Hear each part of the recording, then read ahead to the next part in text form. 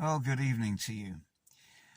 If you've already seen it, I made a video this morning before the coronation took place, and I was sharing with you folk as to what actually would take place in the coronation.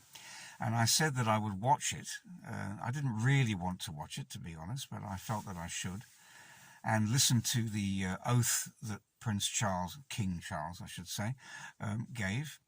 And true to form, it slipped in there. I don't know if you heard it. I can't remember at what point it was in the service, but he made reference to all faiths, and that all faiths would live in harmony together.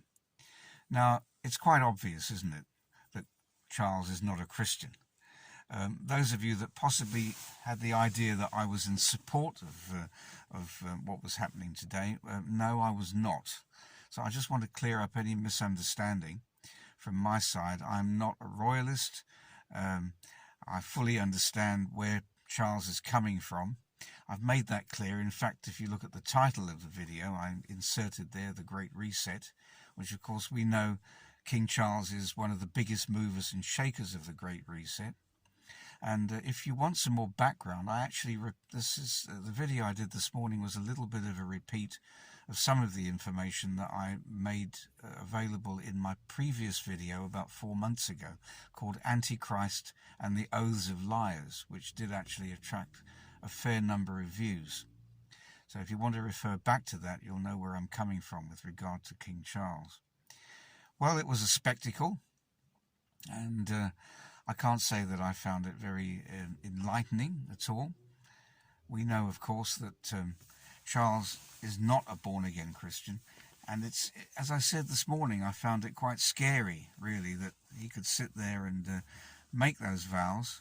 And I was quite interested, actually. There was there was a little boy that spoke to him like a little page boy, and said something to the effect of that he came in the name of the King of Kings, and that he was approaching Charles in the name of the King of Kings. I thought that was quite telling, actually, the youngster.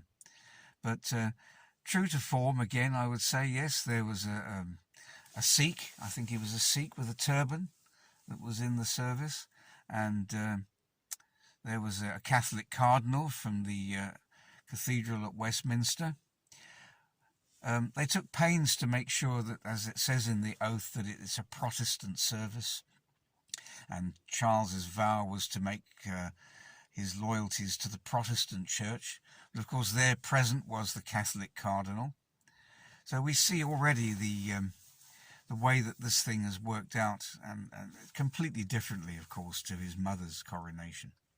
But we know where Charles is coming from. We know that this was basically just ceremony for him.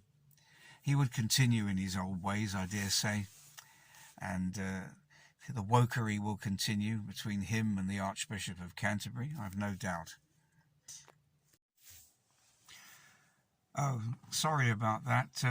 Yes, I started this video earlier on when it was light, but I've had to have a break in the middle, and I just really wanted to come back and just finish off by responding to some of the points, or one of the points actually, really, that people are making concerning King Charles as being the Antichrist. Well, I'm just going to say quite bluntly that he, as far as I'm concerned, that's just nonsense. He isn't the Antichrist, because the Antichrist will have to be a political strategist, a politician, connected to the Middle East, and somebody that will be making a peace treaty with Israel. Just by those facts alone, that counts Charles out. Quite a lot of people speculate about world leaders. I think Barack Obama comes down the list as well. I think President Macron, even Vladimir Putin. But I think we need to look a little bit more carefully into things before we surmise about the Antichrist. Certainly his system is coming into play, and we're seeing the beast system rise, without a doubt. But I think we need to be a little bit more cautious about declaring somebody like Charles. I just don't think he has it in him. So I thought I'd just end off with that. Please come back to me if you think I'm wrong. I don't see the Antichrist as having a wife.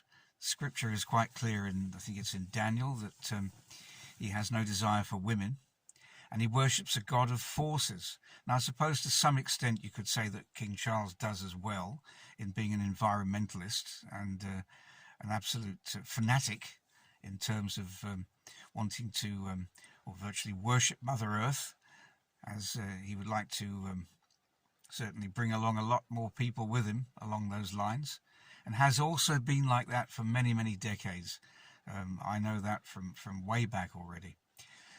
So I just thought I'd end off with that, and we'll just see now in the coming months how he operates, if he's still going to be as verbal as he's been before. I think actually he's been told, really, that now that he's king, then that's not going to happen. But we know pretty well who's moving and shaking behind the Great Reset, and Mr. Schwab and Mr. Harari and Mr. Gates and all these people. So more to be said about that in the coming times. Have a good evening.